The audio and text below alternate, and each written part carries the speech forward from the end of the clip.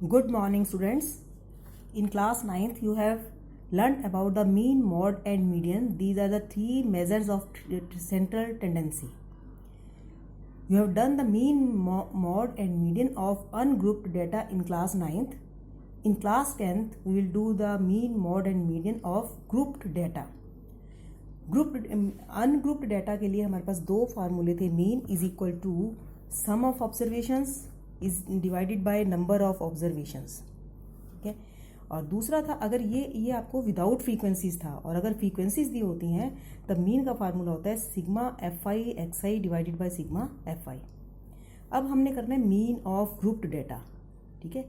Group data जिसमें classes दी होती हैं कि यहाँ से यहाँ मार्क्स, यहाँ से यहाँ, तो मीन ऑफ ग्रुप डाटा. सबसे पहले तो ये ध्यान रखना है ग्रुप डाटा जो है वो कॉन्टिन्यूस होना चाहिए, डिसकॉन्टिन्यूस क्लासेस नहीं होनी चाहिए. जैसे 0 to 10 तो अगली क्लास जो है 10 to 20 होनी चाहिए. ठीक है. इसके लिए हमारे पास दो मेथड आएंगे, एक तो डायरेक्ट मेथड और दूसरा है एज्यूम्ड मीन मेथड. ठीक है. हम इस एक्सरसाइज में टू मेथड्स करेंगे, direct method and assumed mean method. तो सबसे पहले मैं इसमें से एक क्वेश्चन कर लेते हैं. मान लीजिए मैं एक क्वेश्चन नंबर 2 ले रही हूँ. इसमें क्वेश्चन नंबर 2 में क्या दिया हुआ है ये देखिए. सारे ऑलमोस्ट सभी क्वेश्चन एक जैसे हैं. Consider the following distribution of daily wages of 50 workers of A factory. Daily wages 100 to 120, 120 to 140 इस तरीके से क्लासेस दी हुई हैं कि जिनकी डेली वेजेस 100 से 120, 120 से 1 है. वहाँ 100 से 120 वाले कितने हैं वर्कर्स? 12. 120 से 140 14, 140 से 160 8. इस तरीके से ये सारी आपको क्लासेस दी हुई हैं.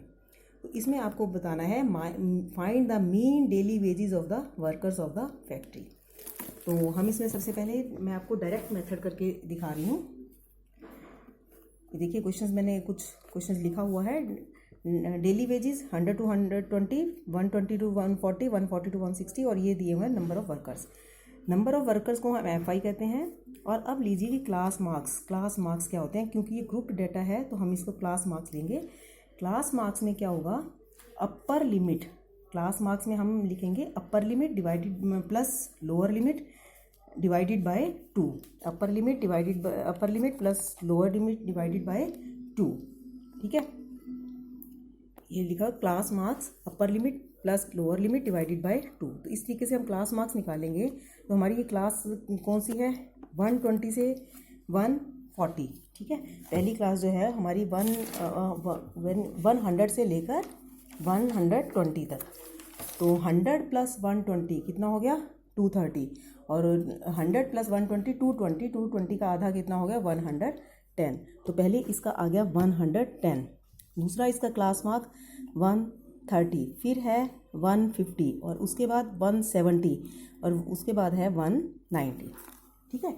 कैसे आया है ये देखिए. 100 120 इन दोनों का टोटल किया 220. 220 को 2 से डिवाइड किया 110. 120 प्लस 140 160 इसका आधा किया 130. 140 से 160 आधा किया 300 का 150. इस तरीके से क्लास मार्क्स आ जाएंगे. ठीक है. अब ये हो गए एफ आई और ये हो गए एक्स आई. अब आपको निकालना है एफ आई एक्स आई. इन दोनों को मल्टीप्लाई करके एफ आई को एक्स आई से मल्टीप्लाई करना है. तो 12 को 110 से मल्टीप्लाई किया तो कितना आ गया आपका? ये 1320. फिर आपने 14 को इससे किया 130 से तो कितना आ गया? 1820. नेक्स्ट ऐसे ही करेंगे तो 1200, फिर 1020, फिर है 1900. 100 को 10 को 190 से मल्टीप्लाई किया तो 1900. ठीक है. अब यहाँ पर क्या करेंगे? इसको हमारा फार्मूले के अकॉर्डिंग हमने नंबर ऑफ वर्कर्स, ये आ जाएगा हमारा सिग्मा एफ आई, यानी कि इन सब का टोटल. इन सब का टोटल क्या है? 50. 12 14 26 34 40 और 10 50. अब आ जाइए इसके ऊपर एफ आई एक्स आई. इसको टोटल करेंगे तो सिग्मा एफ आई एक्स आई ये आ जाएगा 7260. जब इसको सारों को टोटल करेंगे तो 7260. अब हमारा फार्मूला क्या है इसके लिए? एक्स बार डायरेक्ट मेथड हमारा है x bar is equal to f i x i divided by f i. ठीक है. Sigma f i x i divided by sigma f i. कितना आ गया ये? 7260 डिवाइडेड बाय 50. इससे काट के कितना आ गया? 145.2. This is the direct method to calculate the mean of the grouped data. ठीक है.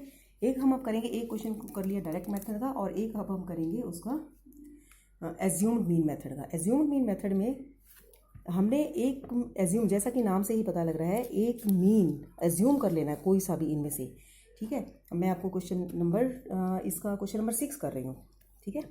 स्टेटमेंट उतार रखे हैं मैंने क्वेश्चन नंबर 6 में। ये देखिए क्वेश्चन नंबर 6 में डेली एक्सपेंसेस दिए हुए हैं 100 से 150, 150 से 200, 200 से 250, और ये उसकी फ्रीक्वेंसीज दी हुई हैं 4, 5, 12, 2 और 2। तो सबसे पहले काम हमारा एक्स आई निकालना। एक्स आई कैसे निकलेगा? 100 से 150 दोनों को टोटल किया, कितना हो गया? 250। 250 का हाफ किया 125। फिर आगे आ जाएगा 175, उसके बाद 225, फिर 275 और ये 325, क्योंकि 300 और 350, 650 का आधा हो गया 325। अब एज्यूम्ड मीन मेथड, जैसे कि नाम से ही पता लग रहा है, इनमें से बिल्कुल सेंटर वाला हमने एक ए मान लेना है। एज्यूम्ड मीन को हमने अपनी तरफ से मान लेना है, इसको हमने ए मान लिया। अगला जो स्टेप है डी आई निकालना है। डी हमने ए आई को क्या माना है? 225, ए माना है 225, ठीक है।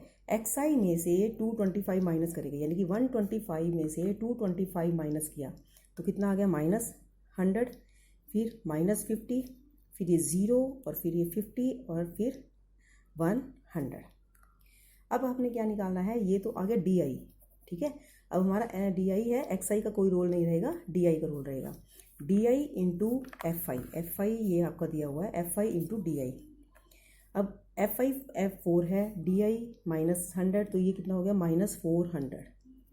फिर एफ आई 5 है, ये -50, तो ये कितना हो गया? -5 और -50, -250। फिर इसको इससे करेंगे तो 0 आ जाएगा। फिर ये 100 और फिर ये कितना हो जाएगा? 2 को 100, 200, ठीक है। उसके बाद ये 200। अब यहाँ पर आपने sigma f I D I निकालना है, एफ आई एक्स आई नहीं निकालना, एफ आई डी आई। इनको टोटल करेंगे, देखो ये माइनस माइनस है तो कितने हो जाएंगे? -650, ये प्लस प्लस है 300 पूरे, ठीक है। तो इसका मतलब एफ आई डी आई कितना हो गया? -350, ठीक है। कितना आ गया ये? -350।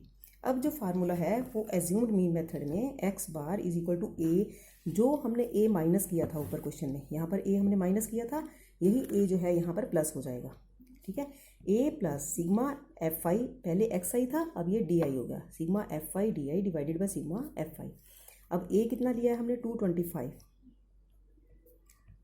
प्लस सिग्मा एफ आई ऊपर कितना आ जाएगा? हमने अभी कितना निकाला है? -350 डिवाइडेड बाय कितना है? F I. एफ आई हमने टोटल नहीं किया, एफ आई कितना है आपका? ये टोटल किया 19, 31, 25, ठीक है। सिग्मा एफ आई कितना हो गया? ये 25, तो ये -350 अपॉन 25, तो कितना आ गया ये? 225 -14 यानी कि 211, ठीक है। तो ये है आपका एज्यूम्ड मीन से आपका मीन निकाला। किसी भी मेथड को अप्लाई कर सकते हैं, चाहे आप इसको डायरेक्ट मेथड कर लीजिए, चाहे आप एज्यूम्ड मीन कर लीजिए। तो दोनों मेथड आपको मैंने बता दिए। एक क्वेश्चन नंबर मैं 3 आपको बताना चाहूँगी, जिसमें कि आपको फ्रीक्वेंसी मीन दिया हुआ है और आपको अननोन फ्रीक्वेंसी फाइंड आउट करनी है। देखिए question number 3, daily pocket allowance 11 to 13, 13 to 15, 15 to 17 और इस तरीके से 7, 6, 9, 13, यहाँ एफ है, ठीक है, और ये 5 और आगे दिया हुआ है कंप्लीट। आपको क्या है? मीन पॉकेट अलाउंस 18 दिया हुआ है, फाइंड द मिसिंग फ्रीक्वेंसी, ठीक है। टेबल लिख लेना है पहले आपको। टेबल लिखा, डेली में 11 to 13 की 7, 13 to 15 6, 15 to 17 9, 17 to 19 13, 19 to 21 F, 21 to 23 5, 23 to 25 4। तो इन सबका जब आपने टोटल किया sigma f i is equal to 44 plus f को अलग ले लिया, बाकी इनका 13 और 22 और 13 35 और 5 40 और 4 44, 44 प्लस एफ। और इधर अब आ जाइए एक्स आई जब निकालेंगे 11 से 13, इसका क्या हो जाएगा? 12, फिर 14, फिर 16, फिर 18, फिर 20, 22 और फिर 24, ठीक है। अब ये एक्स आई हो गया, ठीक है, ये आपकी क्लासेस, ये सॉरी क्लासेस ये हो गई, और ये हो गई FI, और ये हो गई XI। थोड़ा सा ये इधर कर लीजिए, ठीक है, FI XI। अब इसको FI XI आपने मल्टीप्लाई करना है। FI XI मल्टीप्लाई करके 7 को 12 से किया 84, फिर 84, फिर 144, 234। अगला क्या है, 20 को F से करना है, तो इसको 20F हो गया, ये अलग से कर लो ताकि ऐड करते हुए दिक्कत ना आए। 110 और फिर 96। जब हम इसको ऐड करेंगे sigma FI XI is equal to, इन सबको ऐड करेंगे तो 752 प्लस 20F, ठीक है, ये सिग्मा FI XI और ये हो गया आपका सिग्मा FI। तो अब आपने निकालना है इसको, मीन किसके बराबर होता है, sigma FI XI divided by FI। Mean दिया हुआ है आपको 18, ठीक है, मीन हो गया आपका 18, आपको दिया हुआ है बुक में। और ये कितना हो गया, 752 plus 20F divided by 44 plus F। Cross multiply करेंगे, 18F plus 792 is equal to 752 plus 20F, ठीक है। ये -2F is equal to -40, F is equal to 20, ठीक है। ये आपका F की वैल्यू आ गई 20। तो इस तरीके से आपके ये दोनों मेथड से और अननोन आपकी फ्रीक्वेंसी आ जाएगी, ठीक है। तो हमने इस एक्सरसाइज में क्या क्या किया है, डायरेक्ट मेथड और एज्यूम्ड मीन मेथड से मीन को कैलकुलेट करना सीखा है। और अगर अननोन मीन दिया हुआ हो और अननोन फ्रीक्वेंसी को निकालना हो तो इस तरीके से हमारा वही आपका डायरेक्ट मेथड लगेगा, और उसके बाद आप इसका फ्रीक्वेंसी को अननोन को कैलकुलेट कर सकते हैं। Now complete exercise 14.1. Thank you.